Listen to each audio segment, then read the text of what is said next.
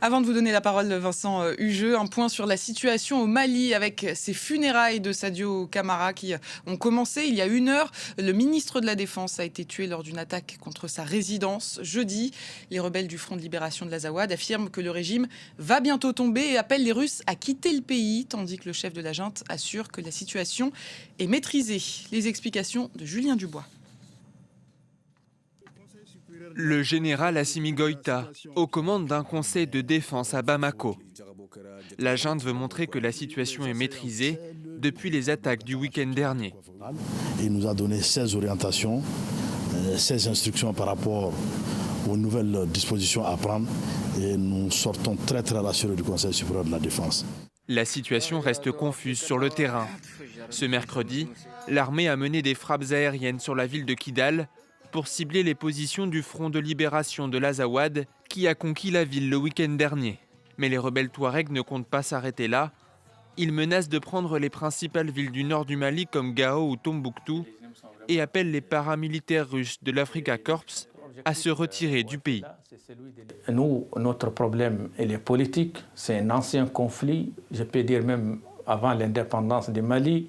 C'est des revendications légitimes de la population de l'Azawad. Donc nous avons mal vu l'intervention de la Russie pour soutenir la junte. De leur côté, les djihadistes du JNIM, alliés aux rebelles Touaregs, menacent d'imposer un blocus à l'encontre de la capitale Bamako et de s'en emparer. Tout d'abord, Vincent Hugeux, est-ce qu'on doit s'attendre à ce que Bamako tombe dans les prochains jours, les prochaines semaines ? Ma boule de cristal est fêlée, mais je ne le crois pas.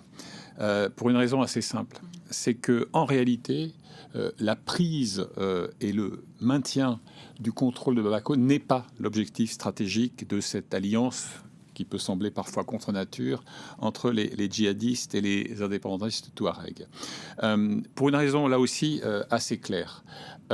Conquérir une ville est une chose. La tenir, l'administrer, en est une autre. Or, les stratèges des deux alliés, djihadistes touaregs, sont parfaitement conscients qu'en dépit de la sophistication de leurs arsenaux militaires, par exemple, et de leur expertise opérationnelle, ils n'ont pas les moyens, en effectif, en armement et en cadre, pour administrer efficacement Bamako.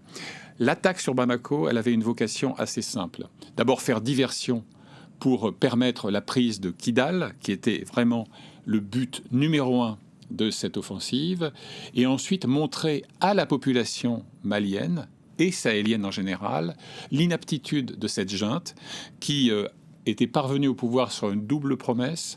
D'abord, la sécurité, donc la lutte contre le djihadisme, ensuite l'assainissement de la gestion publique contre la corruption, transparence, etc. Montrer leur incapacité à tenir cette double promesse. Et leur calcul, au fond, il est de faire en sorte, et on viendra peut-être sur la tactique du blocus, de faire en sorte que la population malienne incrimine non pas les assaillants, mais incrimine la junte pour son inaptitude à délivrer les engagements qui étaient les siens. Vous vouliez revenir sur le blocus, allez-y. Oui, parce que, en fait, l'arme du blocus a déjà été employée l'année dernière. Vous vous souvenez de cette époque où il y avait des convois qui étaient attaqués. Rappelons que le Mali est un pays enclavé. Il a donc besoin de se fournir, par exemple, en carburant, en vivres parfois, de l'extérieur. Et donc, dès lors que vous instaurez un blocus, vous étouffez, vous étranglez telle ou telle ville. Et ça, c'est une stratégie qui avait déjà été employée, là encore, pour, en quelque sorte, attenter à la crédibilité du pouvoir en place. Là, le blocus de Bamako a, à mon sens en tout cas, et quitte à être démenti par les faits demain matin, a la même vocation. Là encore, je ne crois pas, et d'ailleurs les experts différents, militaires ou politiques que je consulte s'inscrivent dans la même logique, je ne crois pas qu'à court terme en tout cas, le projet soit la prise de la capitale. Quand vous lisez la littérature, je dirais doctrinale, par exemple des djihadistes, vous apercevez que le rapport au temps n'est pas le nôtre. Qu'il y ait instauration d'un califat islamique dans 2 ans, dans 10 ans ou dans 25 ans, peu importe. Le but ultime est là. Donc, l'idée est davantage de faire en sorte d'étouffer ce pouvoir, de le discréditer, afin qu'il tombe comme un fruit mûr, ou, à minima, qu'il permette l'instauration d'une sorte de régime djihado-compatible, où, en quelque sorte, vous auriez, au nom de l'unité nationale, un gouvernement de très vaste coalition, mais où les principes de base, les objectifs à long terme des djihadistes seraient satisfaits. Instauration de la charia, par exemple, modification du régime de la justice, administration locale, etc., etc. Et là, on se heurtera sans doute, mais c'est une autre histoire, aux divergences de fond entre les 2 alliés paradoxaux, qui certes avaient déjà été associés en 2012, on s'en souvient, mais on sait tous, il suffit de regarder là encore leurs écrits et leurs programmes, que s'il y a une alliance de circonstances, l'ennemi commun, la junte au pouvoir, les agendas des djihadistes et des Touaregs sont divergents. On va maintenant parler de la présence russe. Est-ce que cette débâcle à Kidal, par exemple, elle signe le début de la fin de la présence russe au Mali? Là encore, je ne serais pas si péremptoire, voire imprudent. D'abord, élément d'actualité, il y a quelques minutes, le Kremlin, et ce n'est pas une surprise, a rejeté l'appel au retrait des Touaregs. Parce qu'en réalité, la Russie joue gros en termes aussi d'image, de capacité de dissuasion et d'influence. La présence russe en Afrique subsaharienne, le retour de Moscou, sous la bannière de Wagner hier, sous la bannière d'Africa Corps aujourd'hui, en fait, elle obéit à 2 impératifs. Donc l'influence politique, chasser les impérialistes français, etc., et la prédation. Et d'ailleurs, c'est aussi vrai en dehors de l'ère sahélienne, par exemple en République centrafricaine. Bon. Donc, pour cela, il faut que vous puissiez démontrer votre capacité opérationnelle, montrer que vous êtes plus efficace que ces maudits Français. Or, jusqu'à maintenant, il faut reconnaître que, et d'ailleurs, tous les rapports internationaux, y compris ceux des ONG locales, le démontrent, que les Russes, quelle que soit la couleur de leur uniforme, sont plus performants dans la prédation et dans l'exaction contre les civils que dans le combat frontal contre les djihadistes. Et là, très franchement, l'exemple a été éclatant, voire caricatural. Vous avez quand même des Russes qui négocient en loose day avec les indépendantistes touaregs et voire les islamistes un retrait en bon ordre de leurs troupes sans tirer un coup de feu à Kidal. Alors aujourd'hui, on nous explique qu'il y a des raids aériens, qu'ils y participent, etc. Vous mesurez donc à quel point l'image de la Russie dans son ensemble, d'autant plus que le Kremlin a remis sous tutelle l'ex-Wagner avec sa mutation en Africa Corps, c'est ravageur en termes d'image et de crédibilité. Et ça doit susciter d'ailleurs quelques cauchemars dans les nuits troublées des putschistes du Niger et du Burkina Faso. Parce que s'ils sont incapables de protéger Bamako, alors pourquoi leur confier les clés du camion? Enfin, Bamako, on voyait tout à l'heure les obsèques de Sadio Camara, ministre de la Défense, et en fait plus numéro 1 bis de la junte que numéro 2. C'était le cerveau des coups d'État à double détente 2020 et suite. Et qui était pour un rapprochement avec les Russes, justement. Bien sûr, c'était l'un des acteurs de ce rapprochement avec les Russes. Au passage, petite parenthèse, il n'y avait pas consensus chez les Maliens. Vous avez quand même... Ça a créé des divisions. Oui. Dans l'armée, dans la société, parce qu'il y a une persistance, je dirais, d'une forme de souverainisme africain. Certains voyaient ça d'un mauvais œil. Mais vous voyez les ravages. Vous avez un ministre de la Défense qui est tué dans la cité garnison de Kati, près de Bamako, dans ce qui est vraiment le cœur du réacteur du pouvoir putschiste. Bon, donc, comment voulez-vous que ça n'ait pas un impact? Il y a un patron du renseignement aussi qui a rejoint le village des ancêtres après avoir été blessé. Donc, à l'évidence, Moscou joue gros, mais je pense qu'il est prématuré de dire c'est le début de la débâcle, le début du retrait. Certainement pas. Les paramilitaires russes, ils se défendent. Ils affirment que l'Africa Corps a tenu toutes les positions et les bases aériennes importantes, et les pertes terroristes dans toutes les villes où les attaques ont eu lieu s'élèvent à plus de 1000 morts. Est-ce qu'on doit vraiment y croire? La réponse dans la question, non. La rhétorique russe, que ce soit en Ukraine ou au Sahel, c'est l'autre nom du mensonge. On a là des réflexes propagandistes parfaitement soviétiques. Les communiqués sont prêts. On est dans l'antiphrase permanente. Bon, le déni. Et c'est d'ailleurs aussi ce que démontre à l'évidence la rhétorique, la vulgate des autorités putschistes. Maîtriser, non, ils ne maîtrisent pas grand-chose. Et encore une fois, si Bamako n'est pas tombé, c'est pas parce qu'ils l'ont défendu vaillamment. C'est tout simplement parce que les djihadistes et les Touaregs considéraient que ce n'était pas le moment de prendre la capitale. Alors au Mali, l'Africa Corps, vous l'avez évoqué tout à l'heure, a remplacé Wagner en 2025. Il est en train de se retirer d'une partie du nord du pays, fragilisant le Mali, mais aussi cette alliance entre Bamako et Moscou. Écoutez le récit de Jean Barrère. Roquettes tirées depuis un hélicoptère, tirs de mortier ou encore depuis une mitrailleuse. Des images non datées diffusées par le ministère russe de la Défense. 1, 2, 3... La mitrailleuse, pourquoi elle est là ? Moscou tente de reprendre la main et de rassurer quant à sa présence. Une guerre informationnelle alors que la confusion règne au Mali. Africa Corps, le nom donné à la présence russe dans le pays, cherche à montrer qu'elle aurait permis de défendre l'aéroport de Bamako pris d'assaut. Les Russes ont pourtant semblé fragiles au début de l'attaque conjointe des rebelles Touaregs alliés au JNIM. Au moins 400 paramilitaires ayant été forcés de quitter Kidal, reprise par le Front de libération de l'Azawad. Départ critiqué par des officiels maliens s'estimant lâchés. Depuis, le chef de la junte Assimi Goïta, qui a coupé les ponts avec la plupart de ses soutiens internationaux, dont la France, s'est affiché avec l'ambassadeur russe, dont le soutien n'est pas remis en question. Vive le Mali, vive la Russie. Vive l'amitié Mali-Russie.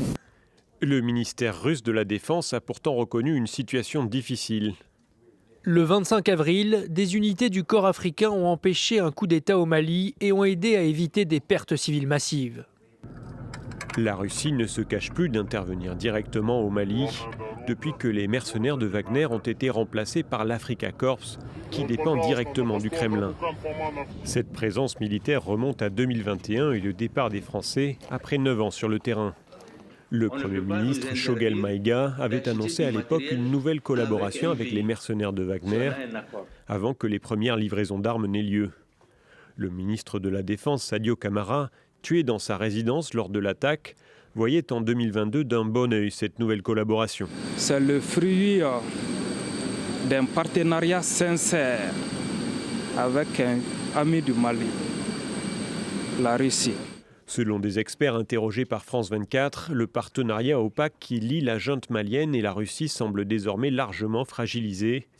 La présence russe au Mali est estimée à environ 2500 hommes, mais les rebelles exigent désormais leur départ du pays. Vincent Hugeux, tout ce qui s'est passé là, ça fragilise aussi l'Alliance des États du Sahel ? Et oui, parce qu'on peut considérer que c'est une entité pertinente. Après tout, le Sahel central, des coopérations, la mise en commun de moyens, d'objectifs politiques, etc. etc. Le problème ici, c'est que cette alliance des États du Sahel, qui d'ailleurs exerçait une certaine forme de fascination, ou au moins d'attrait dans d'autres pays, le Togo, il n'y a pas si longtemps, avait publiquement envisagé de rejoindre cette coalition. Cette alliance était censée aussi générer une force conjointe anti-djihadiste de 5000 hommes. Or, qu'a dégainé l'AES jusqu'à maintenant? Des communiqués, et relativement tiède au demeurant. C'est dire le trouble qui les saisit et le caractère fictionnel, en tout cas en termes militaires et opérationnels, de cette AES. Il fallait de tels événements, des attaques très bien coordonnées pour que la Russie, elle commence un petit peu à perdre de son influence. Cette alliance, elle n'aurait pas pu être mise à mal autrement avec le Mali, avec les États du Sahel. Mais si vous voulez, tant que vous installez en assurant la sécurité rapprochée du chef de l'État, l'instruction des unités d'élite de l'armée, de temps à autre une petite opération au commando, un bombardement, drone, etc., vous pouvez effectivement perpétuer l'illusion d'une coopération efficace. Mais dès que vous entrez dans la zone rouge d'un conflit avec une adversité organisée, structurée, efficace, puissamment armée, capable quand même d'attaquer simultanément cette ville, et pas seulement dans l'extrême nord, dans le septentrion malien, mais aussi jusqu'au centre, eh bien là, au fond, c'est le crash test de votre efficacité. Et donc, c'est vrai que cette séquence, elle a confirmé ce que beaucoup d'analystes, africains comme occidentaux, disent depuis des années, c'est-à-dire, encore une fois, ce côté assez illusoire d'une garantie de sécurité qui serait procurée en contrepartie, ici d'or, là de diamants, et encore une fois d'influence. Wagner, Africa Corps, ce sont aussi des groupes qui ont commis des exactions envers la population malienne. Comment... Vous avez raison, il faut souligner à chaque fois que l'on aborde ces enjeux, cette question, parce que comme souvent, quand on raisonne en termes de stratégie, de tactique, de calcul, de billard à trois bandes, on oublie que ceux qui sont broyés par ce type de conflit sont d'abord les civils maliens, qui en plus ont été floués par un régime putschiste qui a exercé une indéniable fascination au début, notamment sur la jeunesse, mais qui les a livrés aussi au sévice des Russes. Or, ce que montre par exemple un rapport récent, c'était en août dernier, d'une ONG américaine qui s'appelle The Sentry, mais mes sources africaines corroborent tout à fait les conclusions de ce rapport. C'est d'abord qu'il y a une débâcle, c'est le mot qui est employé, de la présence russe, mais aussi que les exactions, les sévices contre les civils, rapts, exécutions sommaires, viols, etc., vols de bétail, etc., se sont aggravés depuis que Wagner a été contraint de s'effacer au profit de l'Africa Corps. Or, et encore une fois, l'Africa Corps est censé être, en quelque sorte, la pointe de la flèche russe dans la région. Pas de quoi se vanter, quand même. Est-ce que cette, on va pas dire débâcle, mais en tout cas cette retraite des Russes de la ville de Kidal, elle pourrait pousser des djihadistes dans toute la région, elle pourrait les pousser à agir encore au Burkina Faso, au Niger? Alors, c'est effectivement, ça c'est un peu la théorie des dominos, le risque de la contagion. Je crois comprendre, pour suivre leurs activités depuis un certain nombre d'années, comme le fait excellemment Wassim Nasr ici, que les stratèges, notamment djihadistes, sont suffisamment avisés pour ne pas s'engouffrer dans la brèche de manière imprudente, avec le risque d'une sorte de contre-offensive de revers qui les couperait, par exemple, de leurs canaux d'approvisionnement, etc. Donc, ils observent ça avec, je crois, beaucoup d'acuité. Ils tirent les enseignements de ce qui est effectivement un cinglant camouflé imposé aux Russes, mais à mon sens, ce n'est pas ça qui précipitera leur agenda. Encore une fois, ils sont dans un rayonnement de moyen et de long terme et non pas de court terme. Au départ, c'était quoi l'objectif de Vladimir Poutine en envoyant le groupe Wagner ou Africa Corps au Mali ou en Afrique? L'objectif... D'avoir accès aux ressources? L'objectif de l'État russe, encore une fois, c'est d'abord de l'influence. Vous savez, c'est important d'avoir des pays qui votent comme un seul homme avec vous sur ou contre une résolution des Nations Unies. La France en a suffisamment profité pendant des décennies, pourquoi se gêner? Et puis, encore une fois, c'était une projection de puissance dans une rivalité systémique avec l'Occident, et puis, au passage, se payer sur la bête. Donc, en fait, ces trois impératifs étaient parfaitement alignés pour expliquer une offensive qui a été, il faut là encore être parfaitement lucide, assez couronnée de succès. On évoque souvent la dimension strictement militaire, encadrement, instruction, armement. Mais il n'y a pas que ça. Au passage, c'est un très bon marché, hein. Vous pouvez écouler comme ça vos stocks de vieux tromblons et de chars hors d'usage. Mais il y a un autre phénomène qui est plus politique. L'une des branches de la nébuleuse Wagner Africa Corps aujourd'hui, il s'appelle Africa Politology, a fait du conseil politique dans plusieurs pays, mais jusqu'à Madagascar, par exemple. Alors le problème, c'est parfois leur connaissance du tissu politique local est assez sommaire et ils peuvent miser sur le mauvais cheval. Bon, heureusement. Mais ils ont des moyens. Ils délèguent des spécialistes qui viennent conseiller, comme les sorciers blancs d'hier le faisaient en Afrique subsaharienne. Donc, si vous voulez, c'est une offensive qui est multidimensionnelle, qui n'est pas exclusivement politique. Mais s'il y a revers militaire, ça aura évidemment un impact sur la crédibilité, y compris de ce discours souverainiste, puisqu'ils ont trouvé, quitte à les payer grassement, des relais parmi les influenceurs russes. Je pense à l'imposteur en chef Kémy Séba, par exemple, qui, stipendié par Moscou, il a admis lui-même être payé par Prigojine à l'époque, ont véhiculé ce type de message anti-occidental, ont organisé tout frais payés, des manifestations dans les capitales, avec des banderoles qui étaient obligeamment fournies par l'ambassadeur russe local.